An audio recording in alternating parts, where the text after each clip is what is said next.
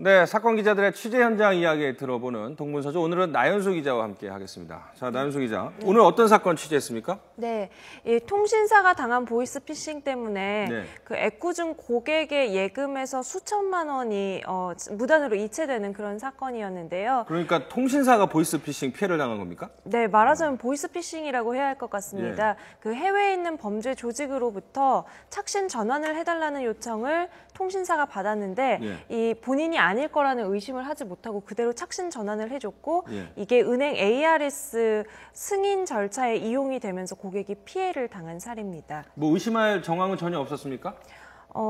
일단 그 해외에서 070 번호로 002 해외 전화로 전화가 왔어요. 그래서 새벽 시간대, 새벽 4시 반쯤에 해외에서 전화를 걸어서 우리 집 전화가 고장이 났으니까 다른 전화로 좀 착신 전환을 해달라, 이런 요청이 들어오면 사실 누가 봐도 의심스러운 상황이죠. 근데 이제 통신사에서는 그런 것들에 대해서는 좀 생각을 하지 못하고 관성적으로 응대를 했던 것 같습니다. 보면은 이 말할 때 예를 들어서 뭐 내 이름이 뭐 이종구 앵커가 이종구다 이러면은 이자, 종자, 구자다 이런 식으로 좀 어색하게 말하는 부분도 있고요. 발음 자체가 조금 어색했다 이 말씀이군요. 발음도 어색하고 우리가 본인 이름을 말하면서 뒤에다 무슨 자 이렇게 되지는 않죠. 그리고 본인 주소와 전화번호를 대면서도 이렇게 자연스럽게 말하지 않고 마치 무엇을 보고 읽는 것처럼, 또 주변 소음을 들으면 누군가 옆에서 코치해주는 듯한 그런 느낌도 들거든요. 자, 그럼 이런 사건을 당하면 누가 어떤 피해를 당하는 거죠? 일단 그 개인정보가 유출이 돼서 이렇게 착신 전환에 이용된 그 통신사 고객이 이번 경우에는 피해자였거든요.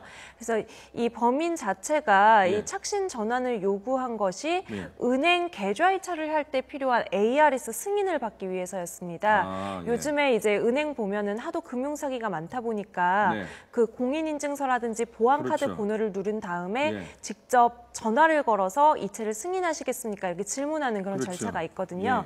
이 절차만큼은 본인이 직접 할 수 있기 때문에 아예 이 전환을 착신 전화를 시켜버려서 직접 자기가 받고 승인을 한 겁니다. 그래서 고객은 아무것도 모르는 상태에서 본인 통장에서 수천만 원이 이체되는 이런 사태가 발생을 한 것이죠. 그러니까 개인정보 유출된 2차 피해라고 볼 수가 있는데, 이런 거를 그 당사자인지 확인할 수 있는 방법이나 예방할 수 있는 시스템은 전혀 없는 건가요?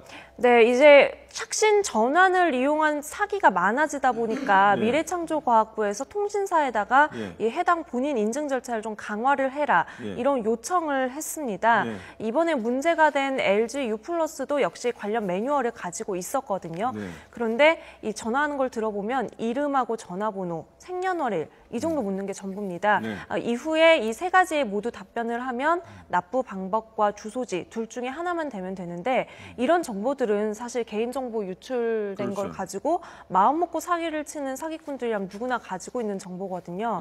이것마저도 제대로 묻지 않았다는 게 가장 큰 문제고요.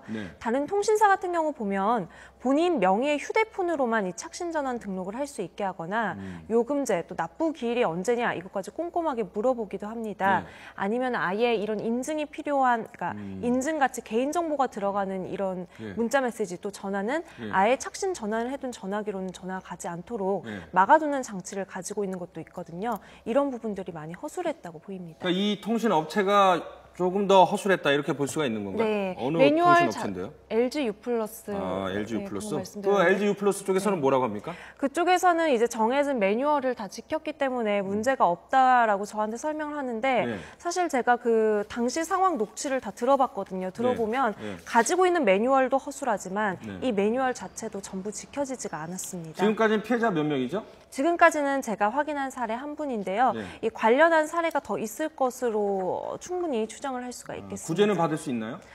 일단 그 통신사 측에서는 뭐 본인들이 가지고 있는 매뉴얼에 따라서 응대를 했기 때문에 책임질 부분이 있지는 않다라는 입장이거든요. 그리고 이제 피해자한테도 정말 마음이 아프다 하지만 좀 서극적으로 이렇게 대처하는 이런 모습을 보이고 있습니다. 뭐 별의별 사기 사건이 다 있는데, 일종의 이 LG U+ 거대 이동통신사가 보이스피싱에 당한 뭐 최초의 사례가 아닐까 싶은 의미 있는 취재인데, 이런 피해 막기 위해서는 보다 근본적인 보안책, 철저한 고객들의 개인정보 보호가 좀 필요할 것 같습니다. 나연수 기자 수고했습니다. 네, 감사합니다.